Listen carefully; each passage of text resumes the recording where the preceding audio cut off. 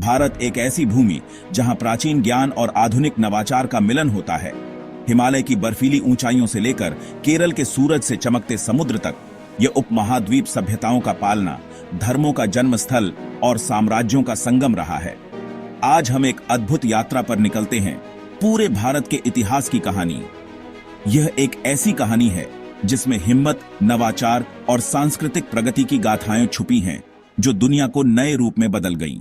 हमारी कहानी 5000 साल पहले शुरू होती है, जब दुनिया की पहली शहरी सभ्यताओं में से एक सिंधु घाटी सभ्यता का उदय होता है। सोचिए, एक ऐसे शहर की छवि जहां नगर योजना, उन्नत जल निकासी प्रणाली और व्यापारिक जाल था, जो मेसोपोटामिया से लेकर मध्य एशिया तक फैला हुआ था। हम अक्सर मिस्र और मेसोपोटामिया के बारे में सुनते हैं, लेकिन सिंधु घाटी भी उन सभी प्राचीन सभ्यताओं के साथ शान से खड़ी थी।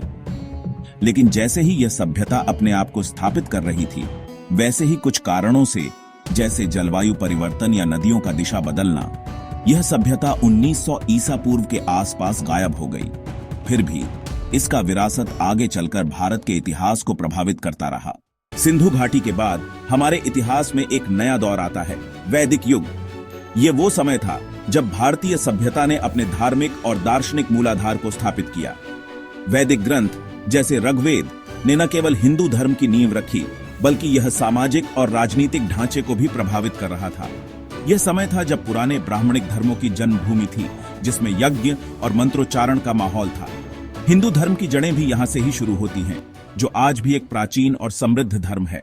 फिर आता है एक और महान युग, मौर्य साम्राज्य। इस युग में अशोक जैसे सम्राट का राज था।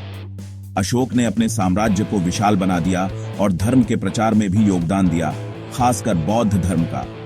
उनका एक नया विचार था, अहिंसा, यानी हिंसा का विरोध। उसके बाद का समय आता है जो स्वर्ण युग के रूप में जाना जाता है। इस दौरान विज्ञान, गणित, कला और साहित्य में भारत दुनिया का नेता बना।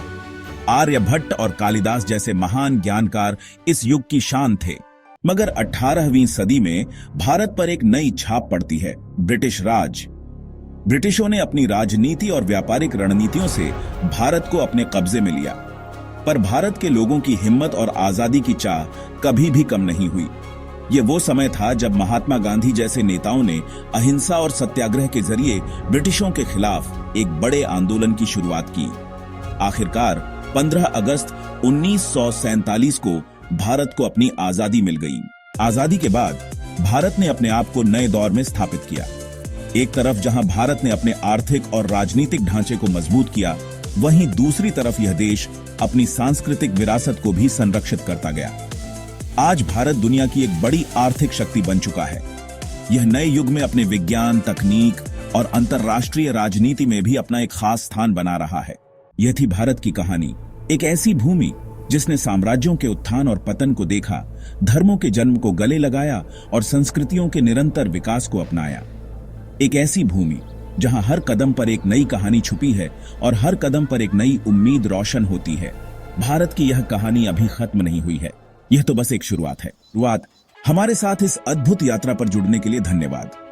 अगर आपको यह वीडियो पसंद आया हो तो इसे लाइक करें, शेयर करें और सब्सक्राइब करें, ताकि आप और भी रोमांचक कहानियां देख सकें। तब तक के लिए खोज करते रहिए।